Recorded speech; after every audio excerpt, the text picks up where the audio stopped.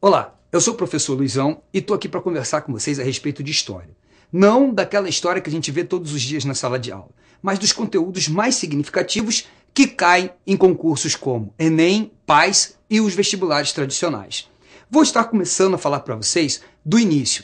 Primeira parte dessa nossa aula é a pré-história. Durante a pré-história, e aqui é bom a gente falar o seguinte: durante muitos anos, durante muito tempo, se adotou um olhar positivista da história. Então esse olhar dizia o seguinte: por que se chama pré-história? É tudo aquilo que vem antes da escrita, antes do surgimento da escrita. Antigamente, até mais ou menos meados do século XX, só se adotava que era história depois que estava escrito.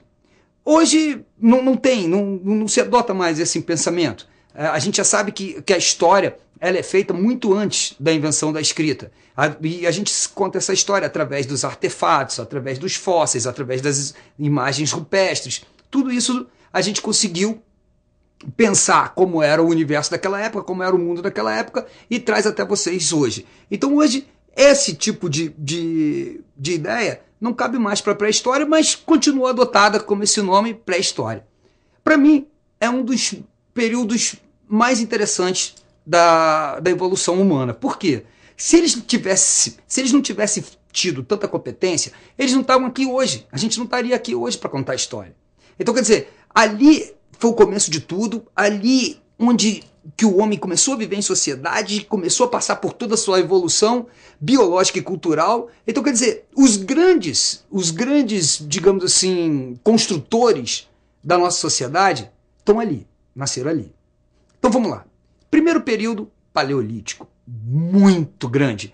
Ele vai mais ou menos de 2 milhões de anos atrás, que é quando surge o primeiro hominídeo, até por volta dos 50 mil, 60 mil anos, quando o homem começa a se organizar em cidades, em áreas urbanas, e começa a se organizar em estado.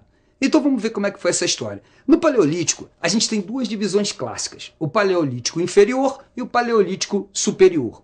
Como que é isso? O Paleolítico inferior é toda a história do ser humano antes da descoberta do fogo. Ou seja, ele era nômade, ele vivia numa comunidade primitiva, coletiva, a terra era de todos, tudo era de todos, dividido, não de forma igual, não era bem assim. Os mais fortes, eles tinham um pouco mais. Eles eram mais bem tratados do que os mais fracos. Então, mesmo estando na pré-história, você vê que há dentro das sociedades uma divisão muito, muito, muito interessante. Não só do trabalho, como também de quem manda, quem não manda. Tudo é hierarquizado. Então, durante esse período, o homem ele é nômade, ele é coletor, ele é caçador. E assim ele vai vivendo. Ele vai vivendo, construindo, ele começa a sofrer toda a sua evolução biológica e toda a sua evolução cultural.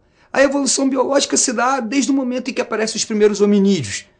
O Ramopithecus, Australopithecus, aí você vem o Homo habilis, o Homo farensis e todos aqueles hominídeos até chegar ao Neandertal e do Neandertal ao Cro-Magnon, que somos nós. Ou seja, o homem sapiens sapiens. É aquele que sabe que sabe. Né? E qual é a diferença do Homo sapiens, o homem que sabe, para o homem que sabe que sabe? O Homo sapiens ele só sabe. O outro que sabe, ele sabe e ensina para aquele que vem atrás dele. Ou seja, as crianças já eram educadas, já eram ensinadas para aprender como que se fazia, para aprender como se vivia, para poder se perpetuar. A ideia básica era essa. Então, durante o Paleolítico, até a chegada do fogo, você vê que o ser humano ele passa por várias situações hostis, diferentes, difícil, com dificuldade, aquela coisa toda, até que aparece o fogo. Para mim, uma das grandes invenções da época, que a partir do fogo você tem tudo. E por que o fogo foi tão importante? O fogo ele aglutinou, ele trouxe para a volta dele toda a tribo, todo o clã, que naquela época como que as tribos aconteciam, como que as tribos surgiam? Eram clãs de família. No início, era deles com eles mesmos, tendo as relações sexuais entre eles. Isso até trouxe alguns problemas, que a gente vai ver isso mais na frente. Isso até trouxe alguns problemas por causa da relação sanguínea, mas no início era assim, eram clãs que tinham um laço sanguíneo entre si. No máximo 20, 30 pessoas. No máximo, ali no Paleolítico inferior. A partir do Paleolítico superior, com a descoberta do fogo, o clã começou a aumentar. Começa a aumentar, por quê? O fogo, ele foi uma das ferramentas que fez com que a sociedade se perpetuasse. E ajudou a sociedade também a evoluir, não só culturalmente, como também biologicamente. Que a partir do momento que o ser humano pôde cozinhar os alimentos, ele foi se alimentando cada vez mais de carne, e a carne nos trouxe o nosso telencéfalo, que é nosso crânio, nosso cérebro, que nos transforma num ser pensante. Então você vê, qual é a diferença nossa para os outros animais? Polegar opositor, coluna ereta e um cérebro. A partir daí, a gente começa a dominar o meio ambiente, a dominar a natureza, a dominar o planeta. Bom, com isso, nós começamos a crescer, nós começamos a evoluir e chegamos no Paleolítico Superior com fogo. A partir daí, o Paleolítico Superior, em muitas literaturas vocês vão encontrar também, chamado de Mesolítico. O que é isso? É a transição entre o Paleolítico, que também pode ser chamado de Pedra Lascada, para o Neolítico. Paleo, em grego, em latim, quer dizer antigo. Neo quer dizer novo. Paleolítico quer dizer antiga pedra, neolítico, nova pedra. Nova a idade da pedra, antiga idade da pedra. Então você vê, a partir do Paleolítico Superior, do Mesolítico, você vai fazendo uma transição entre o nomadismo para o sedentarismo, que é a característica do Neolítico. No Neolítico, dica, qual é a grande revolução do Paleolítico? A descoberta do fogo, ponto. Pá! A partir daí, você tem todas as grandes mudanças na nossa sociedade. E no Neolítico, qual seria a grande revolução do Neolítico? Simples, a agricultura. A partir do momento que o homem começou a plantar, colher, ele pôde programar a época de plantar, a época de colher, o que plantar, o que colher. Ele passa a domesticar animais, ele passa a ter acesso muito mais às riquezas da natureza e passa a controlar a natureza. Só que nós vamos ter uma outra característica muito forte para o Neolítico. E qual é ela? O Estado. É a partir do Neolítico que nós vamos ter o nascimento do Estado. Para poder controlar, contabilizar toda a produção, tudo aquilo que ela é produzido, e principalmente porque toda agricultura precisa de água, né, meu caro aluno? Toda agricultura precisa de água. Para controlar a água, o que eles faziam? Vários diques de irrigação. Em muitas literaturas também vocês vão encontrar agricultura irrigada, ou então comunidades hidrográficas, hidráulicas, tudo aquilo que tiver a ver com hidro, com água, é desse período do Neolítico, porque era nessa época que eles usavam a água para transformar em produto, para transformar em grãos, em comida.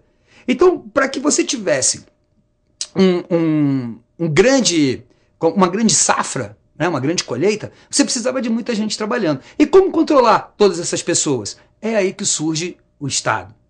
E para ser um Estado, para ser uma nação, você tinha que ter um território definido, uma língua própria, uma cultura própria, uma lei própria e uma pessoa mandando.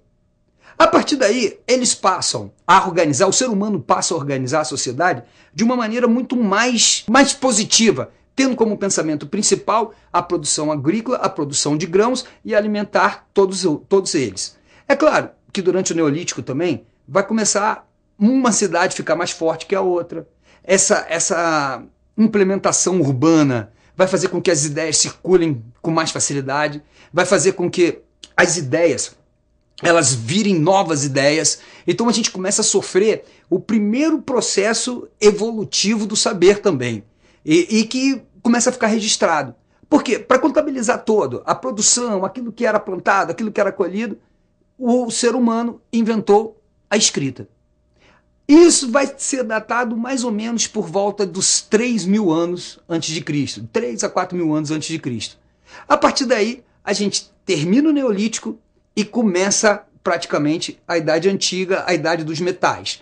Porque é nessa época em que o homem também deixa de lado a pedra e começa a usar a metalurgia. começa a usar o ferro, o bronze, o cobre, o ouro. Ele começa a descobrir outras formas de se fazer ferramentas, de se fazer utensílios, e começa a entrar numa nova era. Então, a partir desse momento, a gente deixa a pré-história de lado, começa então a falar da história. Mas isso é para uma próxima aula. Até lá, estude e qualquer coisa, entre em contato nesse e-mail aqui embaixo que eu posso tirar as dúvidas de vocês. Valeu, obrigado, até mais.